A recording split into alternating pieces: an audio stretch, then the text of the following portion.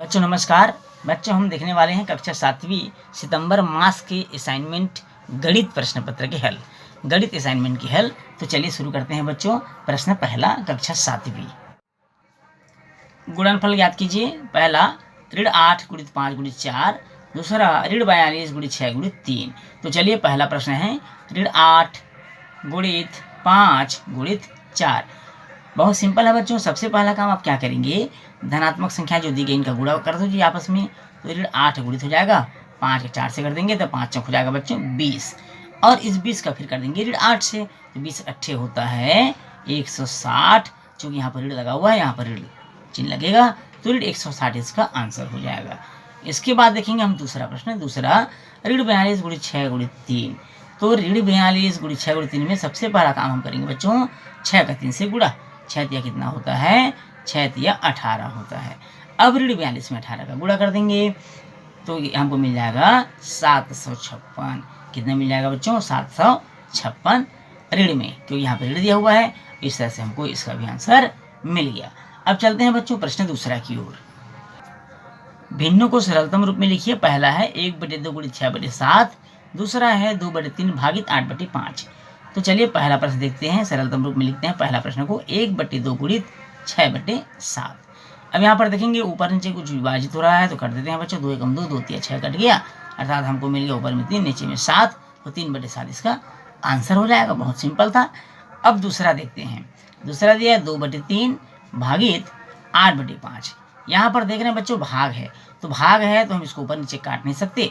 हम पे क्या करेंगे, इसको पक्षांतर कर देंगे, अर्थात 2/3 और भाग का पक्षांतर गुणा करेंगे तो गुणा होगा।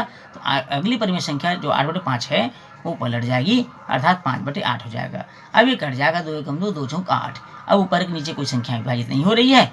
ऊपर में बच गया 1 गुणित 5 अर्थात 5 हो जाएगा बच्चों, और 3 गुणित 4 अर्थात 3 चौक 12 हो जाएगा। तो ये 5/12 इसका आंसर मिल जाएगा हमको। चलिए बच्चों देखते हैं प्रश्न क्रमांक तीसरा। ए का मान ज्ञात कीजिए। ए का मान ज्ञात कीजिए यदि पहला है 5/11 व a/33 तुल्य परसा हो, तुल्य परिमेय संख्या हो, और दूसरा है 2/3 व 8/a तुल्य परिमेय संख्या हो। तो चलिए पहला प्रश्न देखते हैं बच्चों। पहला प्रश्न है 5/11 व a/33। ध्यान से देखेंगे बच्चों, 5/11 व a/33। चूंकि तुल्य परिमेय संख्या है इसलिए हम इसको हम ऐसा लिख सकते हैं बच्चों, 5/11 बराबर a/33। यहाँ बराबर क्यों, क्योंकि तुल्य परिमेय संख्या जैसा कि प्रश्न में यहाँ पर लिखा हुआ है। अब हम तिर्यक गुणा कर देंगे।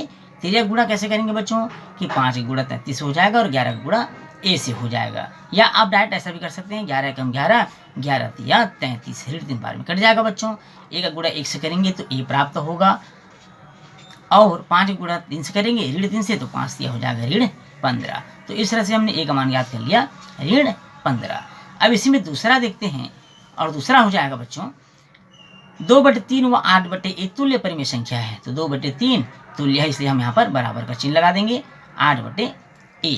यहाँ भी वैसे ही कर सकते हैं बच्चों, बराबर है तो ऊपर ऊपर या नीचे नीचे काट सकते हैं। 2 एकम 2, 2 चौक 8।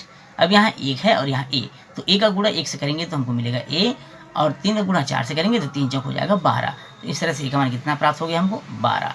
पहले प्रश्न में हमको मिला a बराबर ऋण 15, और दूसरे में मिला a बराबर हमको 12। तो ये हो गया बच्चों तीसरे प्रश्न का उत्तर, उसका हल। अब चलते हैं बच्चों प्रश्न क्रमांक चौथा की ओर। दी गई परिमेय संख्या को अवरोही क्रम में लिखिए। ऋण 8/7, 2/21, 5/14 और 1/28। तो परिमेय संख्याओं को अवरोही क्रम में लिखने से पहले सबसे पहले हमको बच्चों हरों को समान करना होता है, और हरों को समान करने के लिए हरों का हमको लसा लेना होगा। तो सबसे पहले हम लेते हैं हरों का लसा। हरों का लसा। अब हरों का लसा मतलब लसा निकालना तो आप सबको अच्छे से आता है, भली भांति आता है, हाँ बताने की आवश्यकता नहीं होगी। 7, 21, 14 और 28, इसका लसा हो जाएगा बच्चों 84। कितना हो जाएगा, 84। जिन किसी बच्चे को नहीं आता होगा वो कमेंट बॉक्स में कमेंट कर सकते हैं, उनको हम बता देंगे बच्चों कि लसा कैसे ज्ञात करते हैं। अब सबसे पहला है ऋण 8/7। ऋण 8/7 गुणा, अब 84 को इसके हर 7 से भाग देंगे बच्चों, तो 12 बार जाएगा।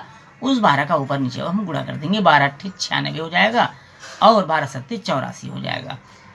दूसरा है 2/21। 2/21 इसका गुणा करेंगे, अब 84 को 21 से भाग देंगे तो 21 चौक 84, 4 बार जाएगा। इस 4 का ऊपर नीचे गुणा कर दो, 4 दूनी 8, और ये हो जाएगा 21 चौक 84। तीसरा है इसमें ऋण 5/14। ऋण 5/14। तो ऋण 5/14 में गुणा हो जाएगा बच्चों, 14 है तो 84 को हम भाग दे देंगे 14 से, तो 84 को 14 से भाग देंगे, 14 छक्के 84, तो 6 बार जाएगा, 6 का गुणा ऊपर नीचे कर देंगे, 5 छक्का 30 हो जाएगा, ऋण 30 बटे 14 छक्के 84, ये इस तरह से हो जाएगा। अब उसके बाद दिया हुआ 1/28, 1/28। अब 1/28 है तो 1/28 किसका गुणा हो जाएगा, अगर हम 84 को 28 से भाग देंगे तो 28 दिया, तो 3 का गुणा ऊपर नीचे कर देंगे, 3 एकम 3 और 3 28 84। अब यहाँ पर देखिए बच्चों सबके हरों में 84 है, यहाँ भी 84, यहाँ भी और इस तरह से सब में 84 है, हर समान हो गया। अब हम अंशों की तुलना करेंगे, तो अंशों की तुलना करने पर अंशों की तुलना व अवरोही क्रम में, तो आप देख रहे हैं बच्चों, अवरोही मतलब घटते क्रम में, तो सबसे बड़ा क्या है इसमें, धनात्मक संख्या में 8 है, तो 8/84 सबसे बड़ा हो जाएगा। इससे छोटा कौन होगा बच्चों, 3/84। उससे छोटा कौन होगा, ऋण 30/84। इससे भी छोटा होगा ऋण 96/84। बच्चों ये हमारा आंसर नहीं है, ये तो हमने उसको प्राप्त करने के लिए, हल को प्राप्त करने के लिए, इसको सुविधाजनक करने के लिए हमने इसको ज्ञात किया है।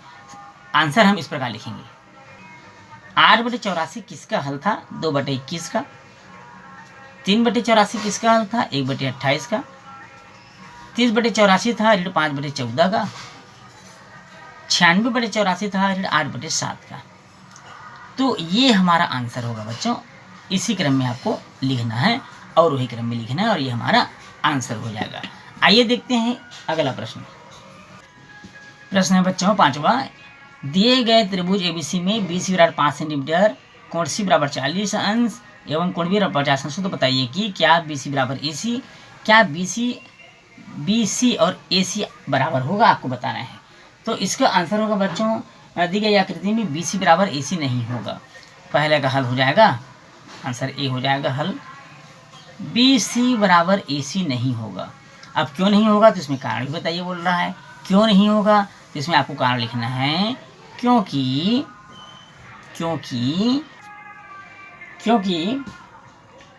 समान कोणों की सम्मुख भुजा समान होती है, समान कोणों की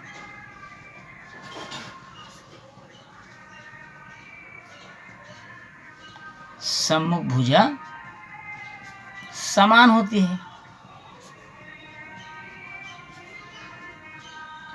जबकि यहाँ पर कोण समान नहीं है, अर्थात कोण 50 बराबर नहीं है कोण 40 के, इसलिए भुजाएं बराबर नहीं होंगी, इसलिए कोण B बराबर नहीं होगा कोण C की, तथा भुजाएं BC बराबर नहीं होगा AC का।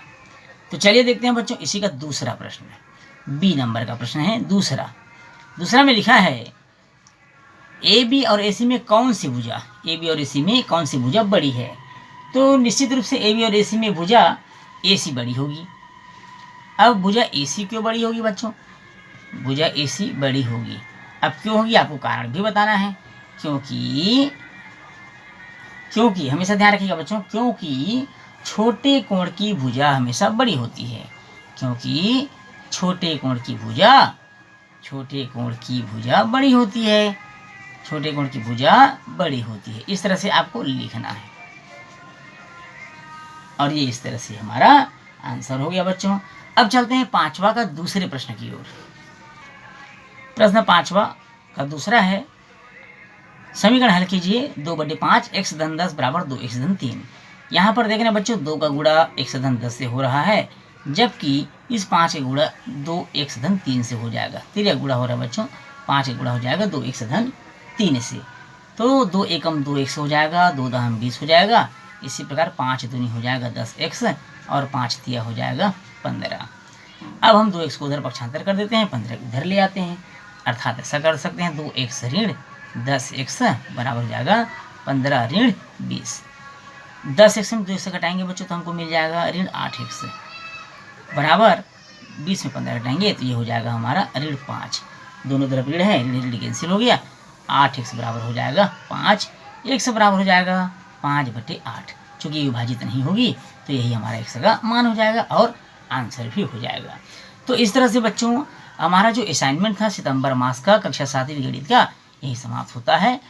हम मिलेंगे बच्चों कक्षा 7वीं गणित असाइनमेंट में अगले माह में, अर्थात अक्टूबर मास के असाइनमेंट के साथ। बच्चों वीडियो अच्छा लगा हो तो वीडियो को लाइक और शेयर जरूर करिए, और चैनल में यदि आप नए हैं बच्चों तो चैनल को सब्सक्राइब करना बिल्कुल नहीं भूलिएगा। तो फिर मिलेंगे बच्चों अक्टूबर मास के असाइनमेंट के साथ, तब तक के लिए नमस्कार।